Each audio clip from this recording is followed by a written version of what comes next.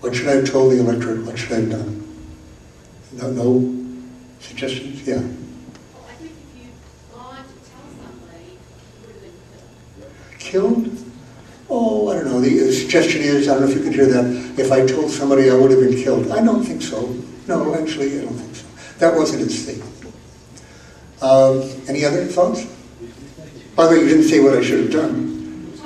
As a result of my not telling anybody, 58,000 Americans and several million Vietnamese died. So if I had been killed, but I had somehow averted that, the balance is not so bad. I see another. Serious at 33 plus doing the job. Could you have done anything? Could I have done anything? Well, my word, of course, would not have meant for much. But I had a safe full of documents already. I hadn't accumulated them, but I was accumulating them that day. The very day the Herrick cable, when it finally came to the Senate 4 years later in 1968, several senators said, it was the day that Senator Fulbright, who had been the floor manager of the Tonkin Gulf resolution, which he already said was the greatest shame of his life. But he said to McNaughton, he had this cable in hand, which I had on August 4th.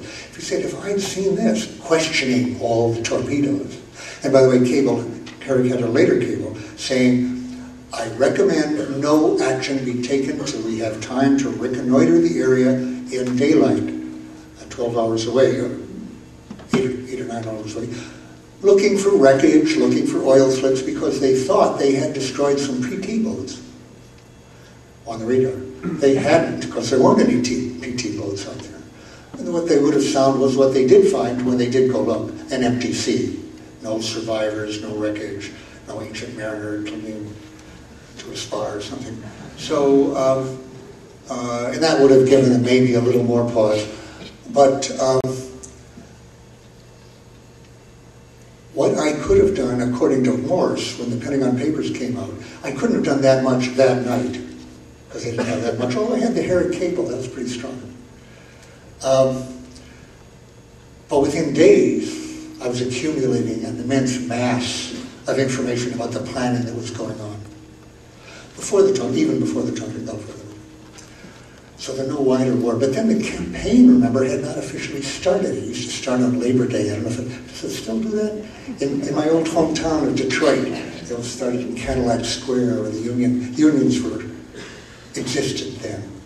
And so to get union vote, Democrats always started in Cadillac Square in Detroit.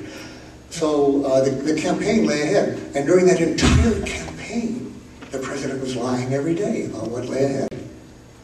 On election day, I didn't vote, nor did my colleagues. We were too busy. I was representing the Defense Department, at first with my boss, McNaughton, but then he left. I was in a working group, interagency, planning the bombing of North Vietnam, while the public was getting the greatest landslide in history for no wider war. We didn't have time to go vote. And we didn't do it the day before because it might have leaked out what we were doing. Somebody, not me, might have told the papers.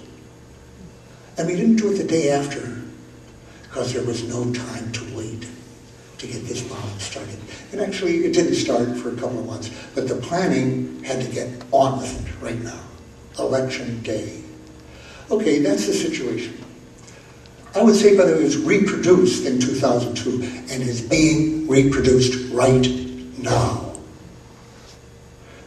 Several papers have said in detail, including the London Sunday Times, and the London Daily, it has to be an English paper, reporting from Washington, presumably the same access as an American paper does, that a special group called Checkmate, which was formed for thinking out of the box and having clever ideas for an air offensive in 2002 in the Gulf War, in the Iraq War, has been reconstituted now for Iran.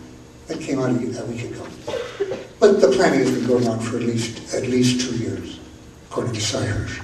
The plans are made, including plans for the use of nuclear weapons, which the Joint Chiefs oppose, and which the President and Lieutenant Cheney have reluctantly said, okay, shelve those for the first attack. That won't be part of it. And yet, not only the President and Cheney, but every presidential candidate, major candidate, not the one percenters in the polls like Kucinich and Gravel and Ron Paul, but all the major candidates have each said, we must have the nuclear option. Every option must be on the table. The President was asked, does that include nuclear weapons? All options are on the table. Not one senator to get up and say, there's no legitimate nuclear option for first use of nuclear weapons. That is not an instrument available to the U.S. to threaten or to carry out. And you don't decide whether there should be an attack. And the idea of an attack on Iran as a threat, well, people do go along with it as a threat.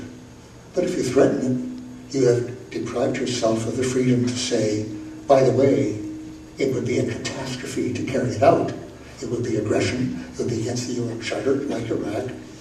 It would be a catastrophe in terms of Iranian reactions of Muslims around the world, and non-Muslims who oppose aggression, and what would happen, who oppose $200 a barrel for oil, which is a real possibility as a result, and the deaths that will be caused. And I'm putting this aside from the use of nuclear weapons, just the major attack, which again, the British papers have said 2,000 targets. The plans are all ready. So there are people in the Pentagon who not only are making those plans, but the leaks have said this time, and this is the difference from Vietnam, the Pentagon is filled with people who think this would be catastrophic. The first person who reported on the nuclear plans was a former CIA station chief in Turkey named Philip Giraldi, who had a piece in 2005, 2 years ago, August, in the American Conservative, that Vice President Cheney had directed the Joint Chiefs to have plans for a full-scale air attack on Iran, including the use of tactical nuclear weapons on the underground sites for their nuclear energy possibilities, which can't decisively be destroyed except by earth-penetrating, low-yield nuclear weapons. Low-yield and earth-penetrating, but which will cause great fallout in the area. It's not just venting. The fallout is not contained at all in the air from these underground. They don't go down that far. They do create a big shock wave by burrowing into the earth against underground sites, so they have a big military effect. But it's very, very dangerous to populations. So Giraldi reported the planning, which has been confirmed now by many other people, including Cy Hirsch and the Washington Post and others. I'm talking about the nuclear planning as well as the air planning. And Giraldi said, as Hirsch confirmed later, a year later, many officers are appalled by the plans they are making, but they will not speak out because of their careers. They are not, obviously they were speaking to him, some of them, and others have spoken to Cy Hirsch. Cy Hirsch said a number are ready to resign if the plans are carried out after the bomb falls, I take it.